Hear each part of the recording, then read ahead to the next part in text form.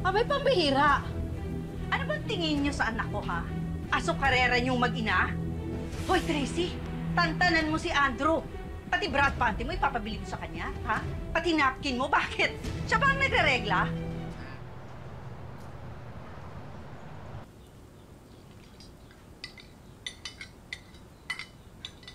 Mag-send ka.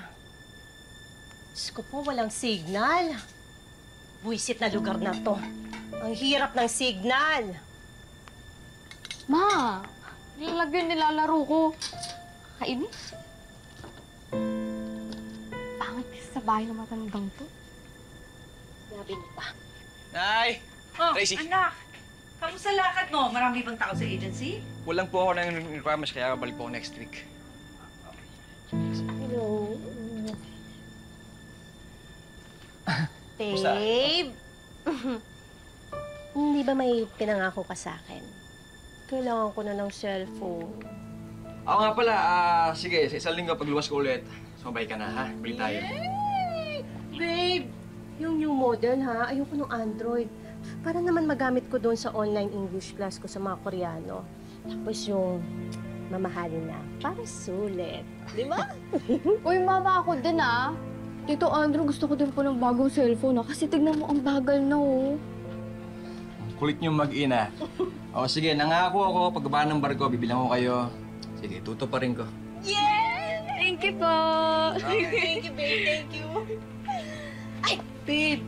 Sorry. Last na lang talaga to. Naubusan ako ng napkin. At nasira yung bra ko. Baka pwedeng pagpunta mo ng bayan, isabay mo na ako. Sige. Ha? Abay, pambihira. Ano bang tingin niyo sa anak ko, ha? Asukarera niyong mag-ina? Hoy, Tracy, tantanan mo si Andrew. Pati bra at panty mo, ipapabili mo sa kanya, ha? Pati napkin mo, bakit? Siya ba ang nagre-regla? Nay. Ikaw, ha, Andrew? Hindi pa kayo kasal. Cargo mo na ang lahat ng gastos ng dalawang ito. Ha? Aba, mali yun. Mag-ipon ka naman para sa sarili mo. Maubos ang pera mo, katutusos lang sa luho ng dalawang ito. Excuse O me. isipin mo ang sarili mo, ha, anak? Bakit ka ba nakikialam sa relasyon namin? Tracy, please. Dahil Nay. hindi ko na gusto yung ginagawa mo. Nuknukan ka ng kaartehan.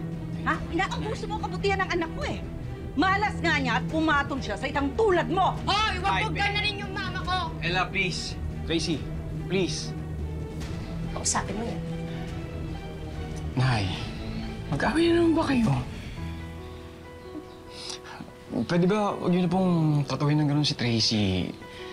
Nay, alam ko ba pinapasok ko? May ipon naman ako eh.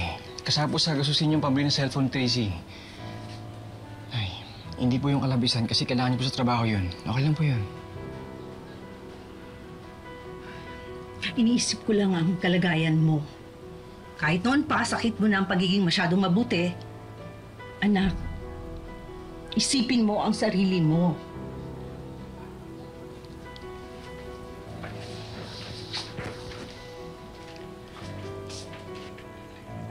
Ella, pasok tayo.